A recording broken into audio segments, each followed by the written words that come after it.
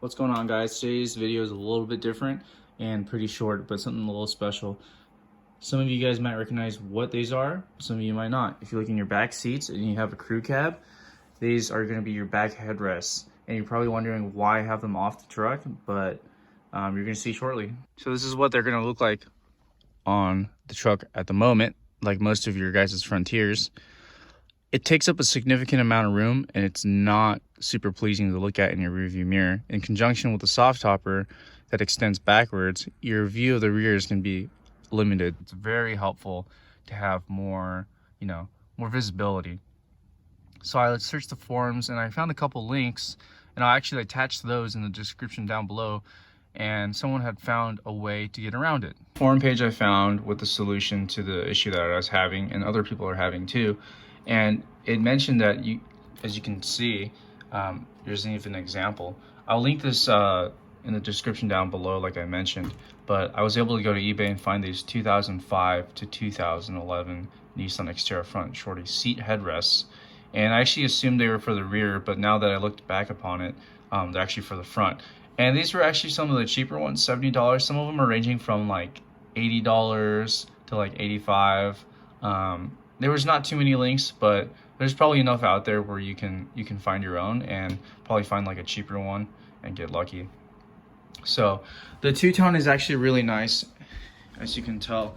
It helps break up the monotony of the inside of the Frontier. It's all grayed out, as some of you guys already know. And the posts are longer, but the overall headrest is shorter, so it's got to go higher as compared to the old Frontier headrest, which is taller with a shorter post because it doesn't need much adjustment. And these actually came out pretty good.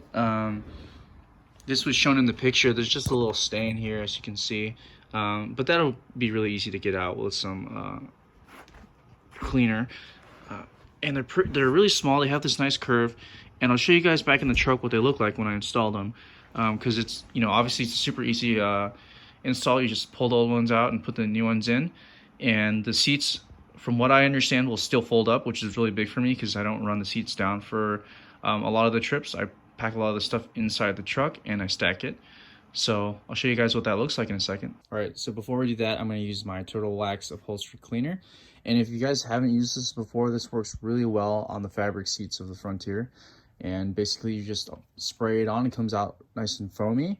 You let it sit for about a minute, and then you just scrub it and then wipe off the excess if there is any, and it cleans up stains real well. So we're going to go ahead and do that, and I'll show you guys what it looks like.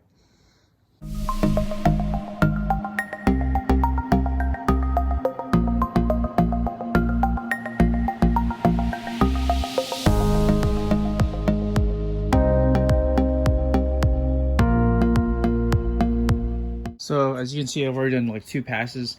Right before I stopped the time lapse, this is getting a lot smaller, but it seems like the stains are pretty heavy. So I've got one on the back side of the other one, and I'm gonna let that sit for a little bit, and then we'll get back at this one scrubbing. It's already reduced probably like 50%, so I'm just gonna keep going at it until it disappears, and hopefully I won't have to use anything else.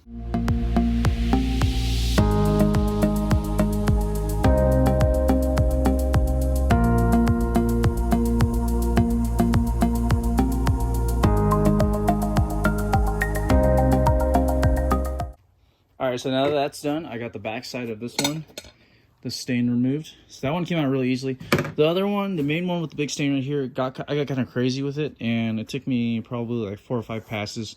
And you can tell I scrubbed it really hard right here, so I just try to go through and scrub the whole thing. That way, at least it's not like one big clean spot. Or the fabric, if you go too hard, you can kind of like start to fray it just a tiny bit, so you can kind of notice it. But I'm okay with that. It looks pretty good to me, and we're gonna throw these in the truck. All right, so we've got the new headrests here. We're gonna put them in. I got the old one off on the other side, and we're gonna try to do this one-handed. Get this in here. So you could run it like that. I guess that would be the normal height. And we'll push this button, get this down. But boom, just like that. As you can see from the back side, so much bigger, so much smaller. And we'll take a look from the driver's side. So super stoked with that. You can tell it's a little darker, but that's because it's off a different vehicle, obviously. But the vinyl material, or not the vinyl material, I'm sorry, the fabric material is a little bit finer mesh style than what I have in the truck right now. But I think that's totally okay. I can totally live with that and have more room to look out the back. So we're gonna go ahead and put the other one on, and I'll show you guys what it looks like after, and then maybe we'll go for a test drive and show you guys what it looks like. All right, with both of these in here, it's looking pretty good. So you can tell it sits super low, and I'll show you guys that you can still lift up your back seats and close it just like that. And most of the time I'm running it so I have extra space down here and I don't have the seats, unless I'm carrying obviously more people. But we'll do it to the other side and see what it looks like. So we'll go ahead and lift this up, and yeah, closes real well, still nice and flat.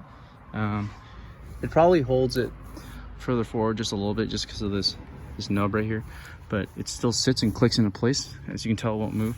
So I'm really stoked with that. And now we'll go for the test drive.